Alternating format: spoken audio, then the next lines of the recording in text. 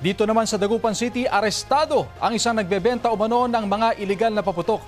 May dalawa ring naaresto sa hiwalay na operasyon matapos mabisto ang iligal nilang paggawaan ng paputok. Balitang hatid ni CJ Torida ng GMA Regional TV.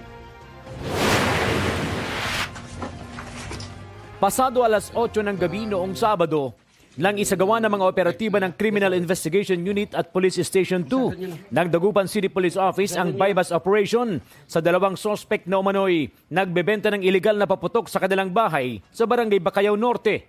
Nagbenta ang mga sospek sa nagpanggap na posture buyer ng 300 piraso ng quitties na nagkakahalaga ng 2,100 pesos. Inaresto ang mga sospek na parehong 39 anyos at mga tricycle driver. Sa pagsisiyasat ng Dagupan City Police, nadiskubre sa loob ng bahay ng mga sospek ang mga raw material at chemical na ginagamit sa paggawa ng iligal na paputok.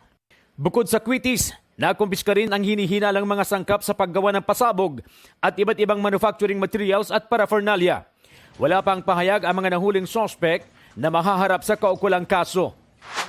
Arestado rin sa bypass operation ng iligal na paputok ang 27 anyos na lalaking tubong Sitio Silungan, Barangay Bunuan, Binloc sa parehong araw.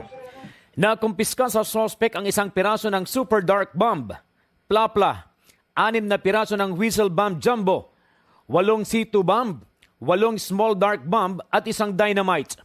Mahaharap ang sospek sa kasong paglabag sa RA 7183 o firecracker law. Sinisikap ng GMA Regional TV 1 North Central Luzon na makuhanan ng pahayag ang sospek. CJ Torida ng GMA Regional TV, nagbabalita para sa GMA Integrated News.